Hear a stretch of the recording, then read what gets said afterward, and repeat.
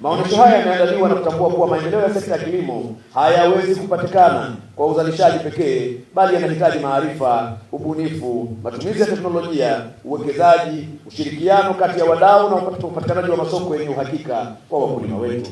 Hivyo maonyesho haya ni darasa la wazi kwa wananchi wote. Tujipigie makofi mengi sana kwa washiriki wa jambo hili. Ndugu wananchi wenzangu wa mkoa wa Iringa, mkoa wa Iringa ni miongoni mwa mikoa 8 inayoongoza nchini katika uzalishaji wa mazao ya chakula na biashara.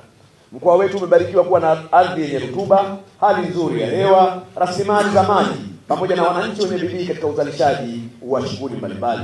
Kwa mwaka 2025 mkoa wa Iringa ulizalisha zaidi ya tani milioni 1 za mazao ya chakula na tani 137,281 za mazao ya biashara. Haya ni mafanikio makubwa yanayochangia usalama wa chakula katika mkoa wetu na taifa kwa ujumla, pamoja na kuongeza mchango wa sekta ya kilimo katika uchumi wa jumla ndani ya taifa letu. Hata hivyo, pamoja na mafanikio hayo, bado kiwango cha uzalishaji kwa ekari, thamani ya mazao yanayouzwa sokoni na kipato cha wakulima wengi hakijafikia kiwango kinachotarajiwa. Bado tuna nafasi kubwa ya kuongeza tija kupitia matumizi ya mbegu bora, kilimo cha kisasa, umwagiliaji, matumizi sahihi ya pembejeo, huduma bora za ugani pamoja na matumizi ya teknolojia za kisasa katika uzalishaji, uvunaji, uhifadhi na uchakataji wa mazao. Ndugu wananchi wenzangu, changamoto nyingine inayowakabili wakulima wetu ni uzalishaji usiozingatia mahitaji ya soko. Wakati mwingine tunazalisha kwa wingi, lakini bila kuwa na taarifa sahihi za mahitaji ya sokoni kule, ni nini kinatakiwa na ni kwa kiwango gani, jambo linalosababisha kushuka kwa bei na kupungua kwa faida kwa mkulima mmoja mmoja na kwa ujumla. Hivyo ni muhimu wakulima waanze kuzalisha kwa kuzingatia mahitaji ya soko na ubora unaohitajika na wanunuzi sokoni. Kwa kufanya hivyo, tutajikuta tunalima kwa tija na tunauza kwa faida.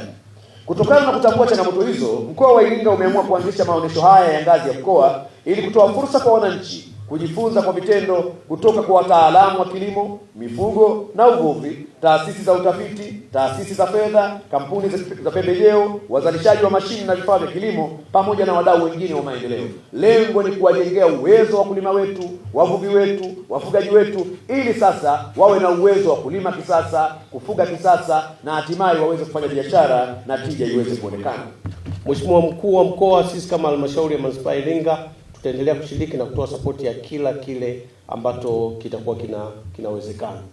Lakini Mheshimiwa Mkuu, sisi kwa maana halmashauri ya manispaa ya Iringa na wakazi wa manispaa ya Iringa wanathamini sana uwepo wa matukio kama haya. Sisi tunaamini kwa kuwepo matukio haya, licha ya hivi vitu ambavyo tunajifunza kwa kuviona, lakini mama lishe watauza chakula, tunaamini kwamba wafanyabiashara wadogo na wakubwa watafanya biashara katika eneo hili. Kwa hiyo sisi tutaendelea kutoa ushirikiano. Mimi naitwa Lilian Ngusi, ni mtafiti kwa kituo chetu. Mimi ni coordinator wa Technology Transfer and Partnership.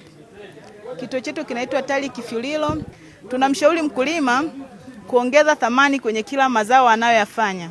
Mfano, kwenye kiazi mviringo tunamshauri mkulima aongeze thamani kwa kutengeneza labda crips ili aongeze kipato, asitegemee kuuza kiazi peke yake.